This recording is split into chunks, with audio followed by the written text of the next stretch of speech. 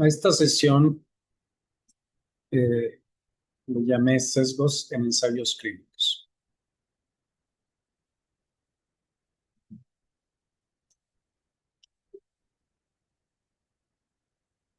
El mejor diseño de investigación para evaluar intervenciones es el ensayo clínico aleatorizado.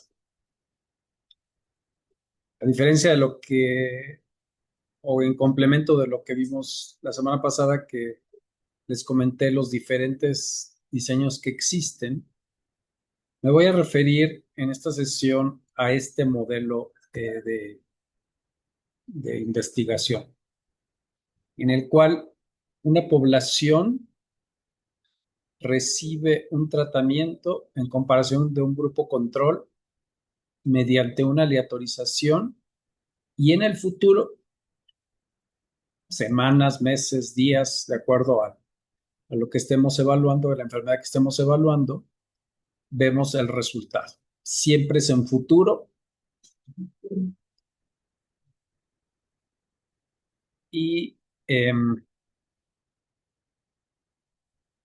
un elemento extra que también ustedes pueden decirle, y es que además que sea cegado, que sean en grupos paralelos, a lo mejor eso para mí es como un elemento que agrega a este diseño, que es como una característica además, otras características. De más o menos lo platicamos la semana pasada, y que una variante es el ensayo clínico aleatorizado, pero es cruzado, en el cual el mismo grupo de pacientes durante un primer periodo recibe una intervención. Y después de un periodo, que aquí se llama de lavado, pasa al otro grupo, y que es el grupo control. Y lo mismo pasa en el otro, el grupo que primero que no recibe el tratamiento o la intervención que estamos evaluando, completa el periodo y pasa al otro grupo. Entonces, todos los participantes, a diferencia del anterior, que serían mitad y mitad que reciben un tratamiento de esto, todos reciben el tratamiento y todos reciben el, el, el, la intervención control, que puede ser placebo, sin intervención, o puede ser si son medicamentos con con efectos terapéuticos similares. Pero como les comenté la semana pasada, este tipo de ensayos son para enfermedades crónicas. Para enfermedades agudas como, no sé, como una neumonía, esto no puede ocurrir porque se supondría que si es un antibiótico, termina la intervención cuando se completa el tiempo de tratamiento y obviamente los pacientes ya no regresan a un estado basal, que ese es este periodo de lavado que aquí tiene que quedar para que de alguna manera tratar de llevar a los pacientes al estado inicial que originalmente en donde empezaron. De este ensayo clínico aleatorizado hay una variante que es una cosa que se llama ensayo de uno, de N de 1. Es un sujeto de investigación, y aquí el ejemplo que les pongo son 3 intervenciones diferentes. Imagínense un paciente con asma que a lo mejor aquí le doy esteroides tomados, esteroides inhalados y una terapia de biológico. Pero lo que se aleatoriza es la intervención, no a los sujetos, porque es uno solo. Entonces yo tengo 3 intervenciones, no sé cuál de las 3 le sirva mejor a ese paciente. Esa es la pregunta que vamos a resolver. ¿Cuál para ese paciente es el mejor resultado después de 3 periodos donde les dimos diferentes intervenciones? Entonces aquí lo que se aleatoriza es Si es la intervención 1, 2 y 3, la secuencia, si empiezo con la 2, empiezo con la 1, en fin, es la secuencia de las intervenciones. Siempre los periodos son similares o iguales entre cada uno y como en el anterior siempre hay un periodo de lavado para tratar de llevar a ese mismo paciente al estado basal. El resultado de este estudio hace que al final el paciente con la intervención 2, ese fue el periodo que estuvo mejor. Entonces, el resultado dice, ah, nos vamos a quedar con la intervención número 2 y ese va a ser el tratamiento que le vamos a dar a partir de ahora. Esos son los ensayos clínicos aleatorizados, que son los mejores estudios de investigación para evaluar intervenciones.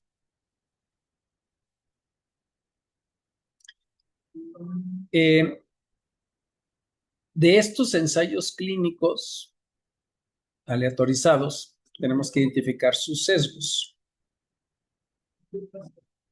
Y entonces, el primer sesgo es sobre, si ustedes se acuerdan que yo les he comentado que hay 3 grupos de sesgos, uno son los sesgos de selección, los otros son los sesgos de medición y el otro grupo de sesgos son de confusión. El primer sesgo de selección es este que se llama susceptibilidad pronóstica. ¿Qué quiere decir esto? Que cuando yo inicio el estudio, los participantes pueden tener diferencias. Aquí pongo el ejemplo de hombres o mujeres.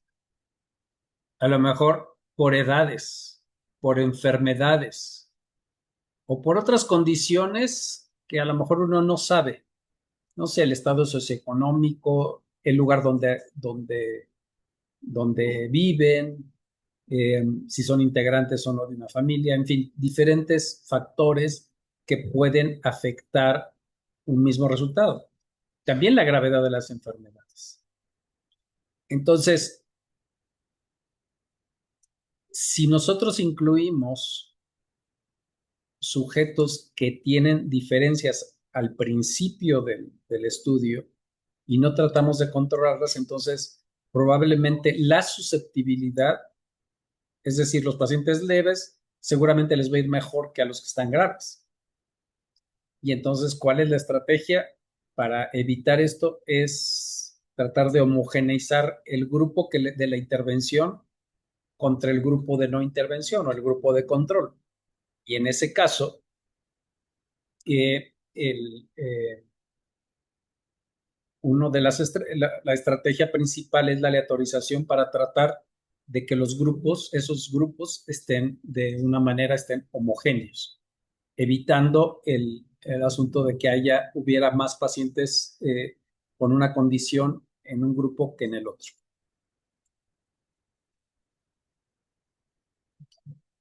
También el otro sesgo que es de selección es de la asignación. Y aquí estoy hablando de la asignación del tratamiento. En este ejemplo aquí les pongo, por ejemplo, este es el medicamento que estoy evaluando, contra el mismo medicamento, pero este es el placebo. Entonces, ¿cómo es la manera mejor de asignar la maniobra? Por la aleatorización, que es diferente el motivo de por qué hago este segundo punto sobre la aleatorización es diferente. Fíjense, quiero que lo vean. Una cosa es que pueden estar los sujetos diferentes y aquí es cómo voy a decidir darle a un grupo un medicamento contra un placebo. Y entonces, ¿lo decide el médico o lo decide el paciente? Podemos decirle, si al paciente, el paciente puede decir, ay, es que el que tenga más o menos efectos colaterales. Entonces, el placebo no tiene, pues entonces a lo mejor se va a decantar el mismo paciente por el placebo.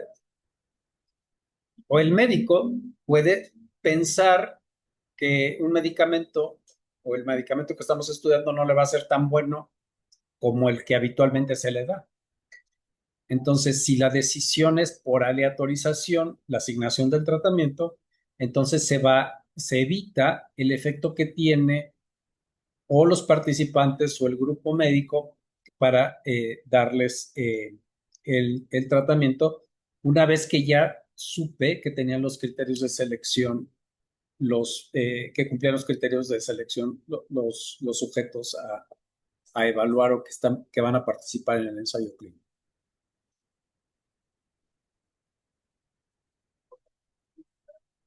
Y me voy a detener un poco sobre en la parte de la aleatorización. ¿Por qué? Porque algo que ustedes tienen que conocer que también la aleatorización tiene diferencias y puede, y sin advertir, podemos tener errores. El mejor proceso de aleatorización es cuando utilizamos formas que están muy bien establecidas para evitar el efecto de lo que uno puede pensar que la aleatorización es el que llegó lunes, miércoles y viernes, o el paciente que llegó primero y el segundo, porque uno dice, bueno, pues es que todos los que lleguen el día non o el día par, o los que lleguen los miércoles, pues eso es aleatorio que llegó. Pero se sabe que eso no es aleatorización. La aleatorización para la asignación, fíjense, para la asignación de tratamientos se define como la posibilidad de que todos los participantes puedan recibir una u otra intervención. Es decir, el grupo experimental, estar en el grupo experimental o estar en el grupo control. ¿Y cómo se puede hacer?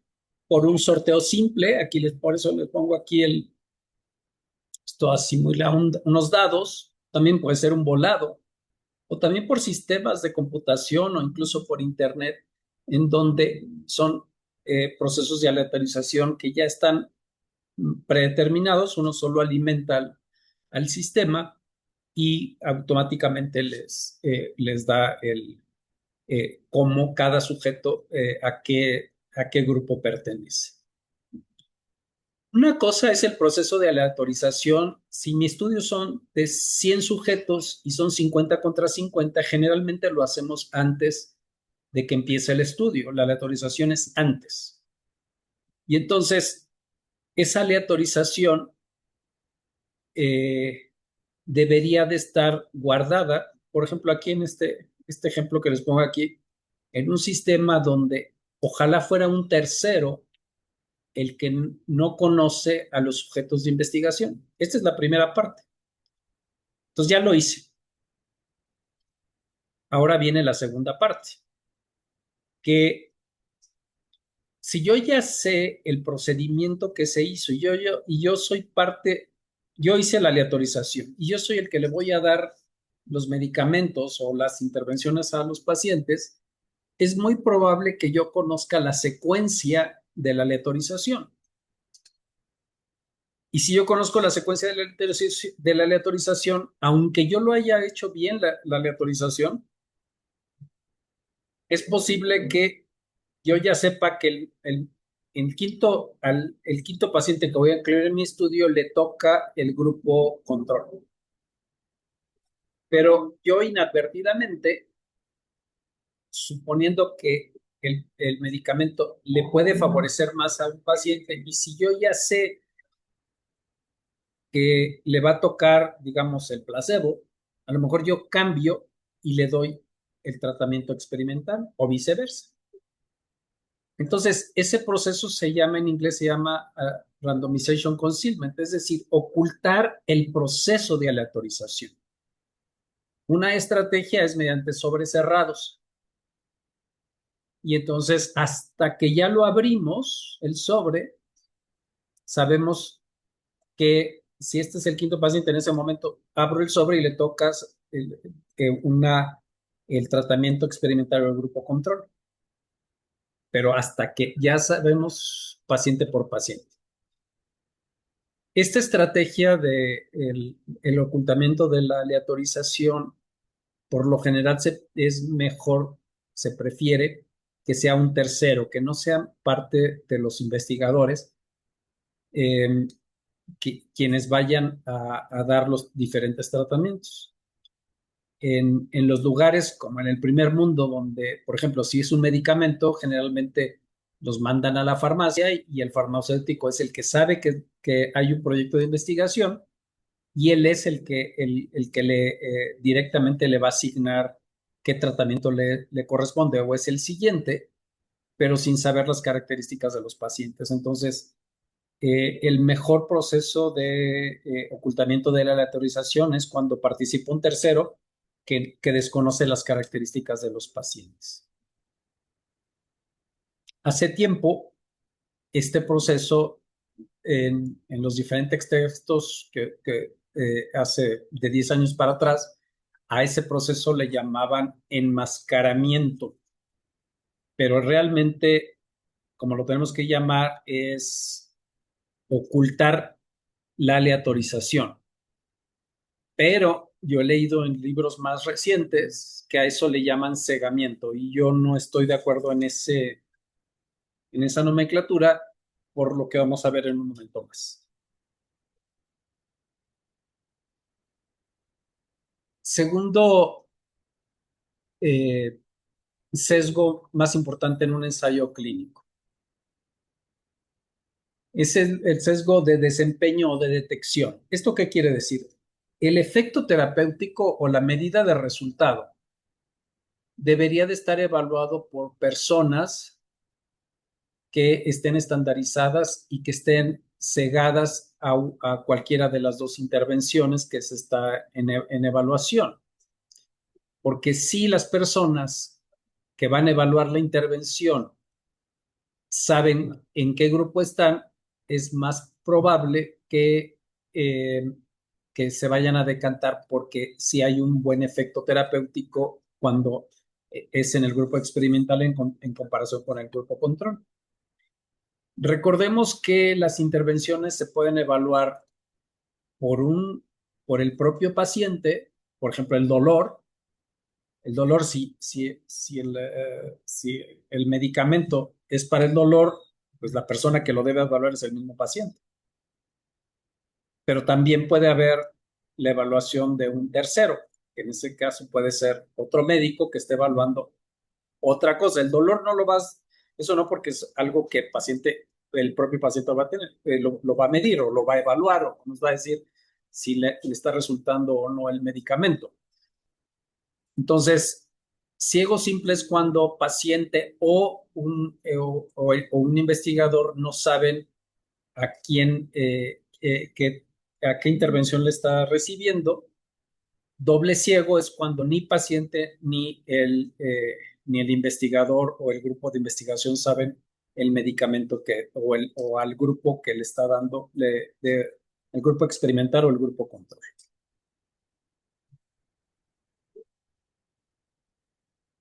Eh, un elemento básico de un estudio de intervención, de evaluación de intervenciones, es que las personas sigan las indicaciones. Cuando no evaluamos el cumplimiento o la adherencia terapéutica o la adherencia a las indicaciones que se les da, no podemos saber si efectivamente los pacientes siguieron las indicaciones. Entonces, siempre debe estar evaluada la manera de para saber que los participantes en los estudios realmente están cumpliendo o siguiendo las indicaciones que se les da.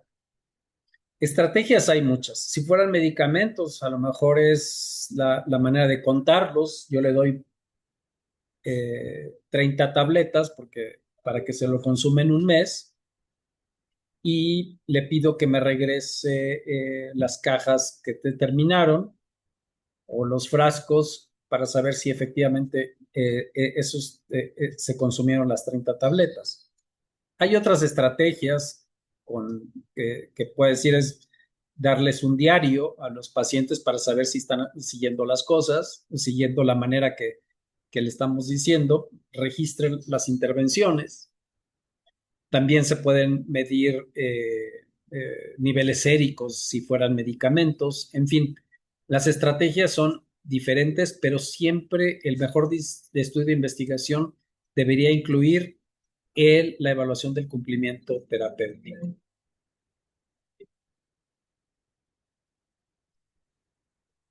Durante el estudio es posible que los pacientes se pierdan, haya pérdidas a partir de que empezamos el estudio. Y esto es un sesgo que siempre tenemos que considerar.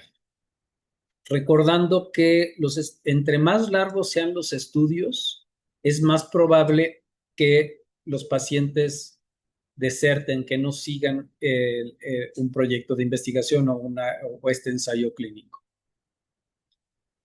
En todos los pacientes en todos los estudios, en todos los ensayos clínicos tenemos que tener estrategias para evaluar a todos aquellos que empezaron el estudio, a todos. Y tenemos que conocer sus causas de por qué se fueron. Cuando no conocemos las causas, tenemos un problema. ¿Por qué? Porque a lo mejor los pacientes no siguieron, no regresaron porque tuvieron muchos efectos colaterales.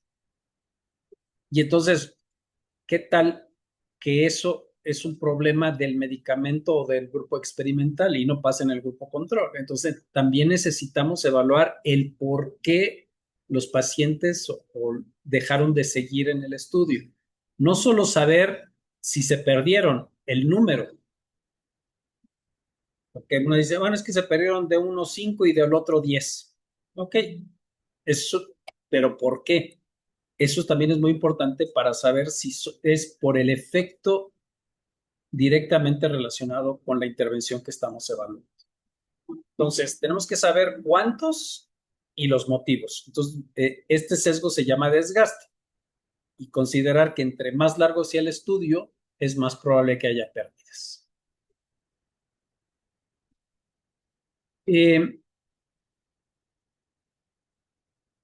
Solo voy a hacer una acotación hay diferentes sesgos que ocurren durante el análisis de resultados en un ensayo clínico. Solo voy a hacer esta acotación sobre cómo se debería de evaluar un proyecto en un ensayo clínico. La mejor manera es mediante el análisis de tensión a tratar. El análisis de tensión a tratar significa que si yo, en este esquema que tengo aquí, si mi estudio son 3 brazos y en cada brazo tengo 50 sujetos, una maniobra aquí a lo mejor es el placebo, aquí es un tratamiento o una dosis y aquí es un segundo tratamiento. Los pacientes deben de ser evaluados en el brazo donde fueron aleatorizados, no donde ocurrieron los fenómenos. Es decir, yo le autoricé para el medicamento 1. En este primero no le di nada, es el grupo control. Entonces, en este que yo le di el medicamento 1, hubo 3 sujetos que siguieron en el estudio, pero nunca se tomaron el medicamento. Entonces, como no se tomaron el medicamento, yo lo analicé en este grupo, en el que era el grupo control. ¿Por qué? Porque en realidad no se tomaron el medicamento. Y entonces, eso no es la manera de que se supone que el azar, si yo hice un ensayo clínico, la intención era que estos 50 sujetos que llegaron a todos se analicen en ese grupo, no que cambien. Ese es el primer elemento del análisis de intención a tratar. Y el segundo es similar a lo que ocurre en el sesgo de desgaste, que solo en general la mayor parte de los estudios donde hay pérdidas los analizan por protocolo. Es decir, si hubo pérdidas, si yo empecé con 50, 50 y 50, en este tengo 25, entonces yo analizo 25, 50 y 50, porque esos son los que realmente terminaron el estudio. Y entonces a eso se le llama análisis por protocolo. Pero esta manera no es la correcta, la manera es esta. Aunque no hayan terminado el estudio, el análisis se hace como si todos hubieran terminado pensando en el peor escenario. Es decir, yo quería que mi intención era darles un tratamiento para que se mejoraran, para que se curaran.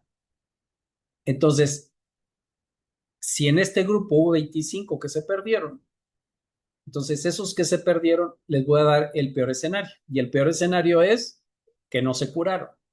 Y entonces asumo esos 25 como que no se curan y no analizo 25, analizo 50. ¿Qué es lo que, cuál es la idea de esto? Es tratar de que todos los sujetos que terminaron se consideren al término. ¿Por qué? Porque cuando lo analizamos por protocolo, generalmente se favorece en el grupo que no, al grupo que no hubo pérdidas. Y curiosamente, hay en el estudio de fármacos, se ha visto cómo generalmente favorecen al grupo experimental y no al grupo control, aunque hubo más pérdidas en el grupo experimental. Con eso termino para pasar a la discusión entre ustedes.